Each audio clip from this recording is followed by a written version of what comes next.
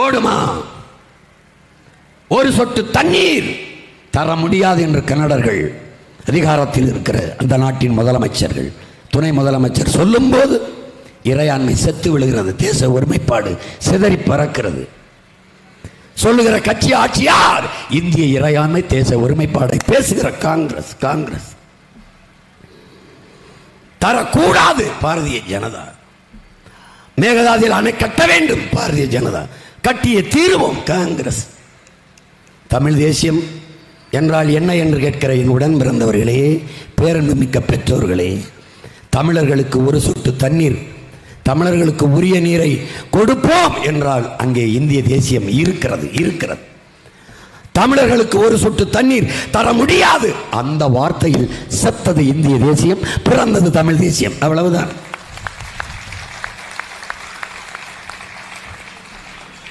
அவ்வளவுதான். எங்கே இருக்கிறது இறையாண்மை ஒருமைப்பாடு? நாட்டின் 10 ஆண்டுகள் நாட்டை ஆண்ட ஐயா நரேந்திர மோடி காவிரி நதிநீர் சிக்கல் வருகிற போது இந்தியா கூட்டணியில் இருக்கிற 2 கட்சிகள் காங்கிரஸ் திமுக சண்டையிட்டுக் கொள்கிறது என்று சிரிக்கிறார். எங்களுக்கும் அவர்தானே பிரதமர். பிரச்சனையில் தலையிட்டு தன் நாட்டு குடிகளுக்கு சமமாக நதிநீரை பங்கிட்டு தரக்கூடிய பொறுப்பில் இருக்கிற ஒரு பிரதமர் தேர்தல் கணக்கிலே, அரசியல் கணக்கிலே 2 கூட்டணிக்குள் சண்டை என்று சொல்கிறார். நாங்கள் நர்மதா நதியிலே பிரச்சனையின்றி நீரை பிரித்துக் கொள்கிறோம் என்கிறார். அப்படி பிரித்து தர வேண்டிய பொறுப்பும் கடமையும் பிரதமருக்கு இருக்கு என்பதை மறந்துவிட்டு பேசுகிறார்.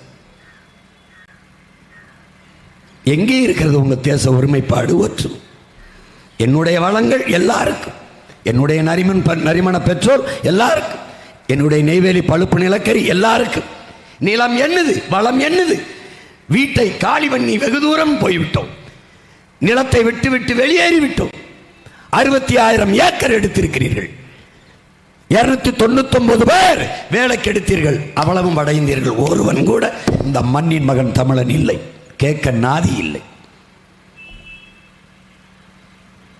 இந்திய கடலுக்குள் 850 மீனவன் இதுவரை இலங்கை ராணுவத்தால் சுட்டுக் கொல்லப்பட்டிருக்கான், கடற்படை ராணுவத்தால். அவன் செத்து விழுந்தான். திராவிட சகோதரன், திராவிட மீனவன் செத்தான் சொல்லல ஒருத்தனும். இந்திய மீனவன் செத்தான் என்று சொல்லி இருந்தால் இந்திய தேசியம் அப்படியே இருக்கும். தமிழ் மீனவன் செத்தான், அவன் செத்த இடத்திலே தமிழ் தேசியம் பிறந்து விட்டது. அவ்வளவுதான். இந்த நிலத்தில் இருந்திருக்க வேண்டிய அரசியலே தமிழ் தேசிய அரசியல் தான். ஏன்? பாரத நாடே பைந்தமிழர் நாடு. இந்த நாட்டை இந்துக்கள் நாடு என்று சொல்வதை ஏற்க முடியாது. இந்த நிலப்பரப்பு முழுதும் தமிழை தாய்மொழியாக கொண்ட நாகர்கள் தான் பரவி வாழ்ந்தார்கள். இதை நான் சொல்லவில்லை பெருமக்களே. ஆகப்பெரும் அறிவாளி, ஆகப்பெரும் கல்வியாளர், உலகிலே 64,000 புத்தகங்களை படித்த மேதை, அரசியல் சாசனத்தை வகுத்து கொடுத்த புரட்சியாளர் ஆனால் அம்பேத்கர் சொன்ன வார்த்தைகள் இவை. இந்த நாட்டை எந்நாடு என்று சொந்தம் கொண்டாடி கொள்ள ஒரே ஒரு இனத்திற்குத்தான் உரிமை உண்டு, அது தமிழ் இனத்திற்குத்தான் என்று சொன்னவரும் அவர்தான். அப்ப இந்திய நாடு என் நாடு, என் நாடு. இமயவரை பரவி வாழ்ந்த ஒரு இனத்தின் மக்கள் காலடியில் குறுகி கிடக்க காரணம் உரிமை இழந்தோம், உணர்வை இழந்தோம், உரிமை இழந்தோம், அடிமையானோம். என்ன செய்யலாம்?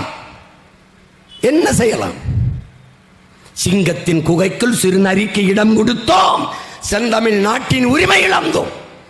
பொங்கும் உணர்வில் எழுந்தமிழ் அரசு போர் தொடங்கிட்டு கொட்டடா முரசு என்கிற அந்த போர், இந்த போர் தான் என் தம்பி தங்கைகளே, இந்த போர் தான் ஒரு மாபெரும் அரசியல் மாறுதலுக்கான புரட்சிகர போர். இந்த போர் தான், இந்த அக்க போர்களை ஒழிக்க இருக்கிற மக்கள் போர்.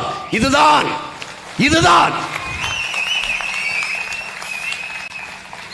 யாதும் ஊரே யாவரும் கேளீர், தீதும் நன்றும் பிறதரவாரா. அகர முதல எழுத்தெல்லாம் ஆதிபகவன் முதற்றே உலகு என்று வள்ளுவன் தொடங்கி கம்பன், கபிலன், இளங்கோ எல்லாம் உலகம் உலகம் என்று உலகம் தழுவி நேசிக்கின்ற இனத்தின் மக்கள். உடலிலே காயம்பட்டால் முதலில் கண்ணழுகும். உலகில் எங்கு காயம்பட்டாலும் முதலில் தமிழன் மண்ணழுகும். அப்படி அழுத எனக்கு என் இனம் மொத்ததும் செத்ததற்கு எவன் அழுதான்? எவன் அழுதான்? ஒருவனும் இல்லை. ஒரு ஆறுதல் வார்த்தை, ஒரு கண்டிப்பு, ஒரு கருணை பேச்சு எதுவும் இல்லை.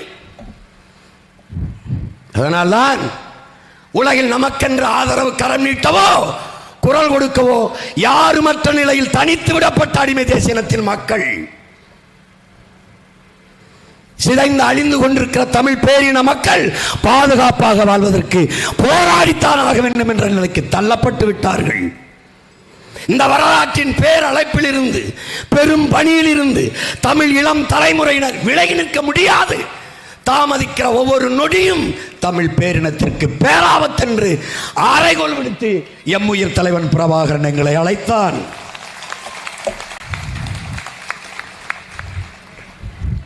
அவன் விரல் பற்றி அவன் வெளிகாட்டிய திசையிலே பாய்கிற பிள்ளைகள் நாம் தமிழர் பிள்ளைகள். சீமானும் அவன் தம்பி தங்கைகளும் உயரிய நோக்கம் கொண்டு உலகிலே எவராலும் சுமக்க முடியாத பெருங்கனவை சுமந்தனில் அது எல்லாவற்றையும் விட பெரிது என்றான் ஆல்பர்ட் ஐன்ஸ்டீன். அப்படி ஒரு கனவு 50,000 ஆண்டுகளுக்கு மூத்த தமிழ் பேரினத்தின் உரிமை, விடுதலை, அதன் பெருமை மிக்க வாழ்வு என்கிற புனிதமான கனவு. அதை நிறைவேற்றவே களத்தில் இருக்கிறோம். அருமை பெற்றோர்களே, தாயின் வயிற்று வழியில் இருந்து வந்தவர்கள் அல்ல நாங்கள். அப்படி பிறந்தவர்கள் அல்ல. பல ஆயிரம் ஆண்டுகளாக என் இனம் தூக்கி சுமந்து வந்த வழியில் பிறந்தவர்கள். பல லட்சக்கணக்கான பிணக்குவிகள், அதற்கிடையே பிரசவிக்கப்பட்டவர்கள், கண்ணீரிலும் இரத்தத்திலும் கரு கொண்டவர்கள், ஒப்பாரி ஓலத்தை தாலாட்டு கேட்டு வளராமல் ஒப்பாரி ஓலங்களை கேட்டு வளர்ந்தவர்கள். சத்தமாக, கோபமாக, ஆவேசமாக ஏன் பேச வேண்டும்? பேரன்பு, அடக்க முடியாத ஆத்திரம் ஆவேசமாக வெளிப்படுகிறது.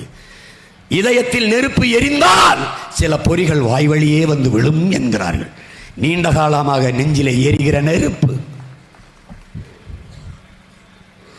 என்ன செய்யலாம் சீமான்? எங்கள் திருநாட்டில் எங்கள் நல்ல ஆட்சியே பொங்கிடுக வாய்மை பொழிந்திடுக என்றே நீ செங்கதிர் சீர்க்கையால் பொன்னள்ளி பூசிய கங்குல் நிகழ்த்த கருங்குயிலே கூவாயோ. எங்கள் புரட்சி பாவனன் கூவினான். என் நாட்டில் ஆட்சியிட எங்கள் திருநாட்டில் எங்கள் நல்லாட்சி என்ன வலியோர் சிலர் எளியோர் தம்மை வதையே புரிகுவத மகரா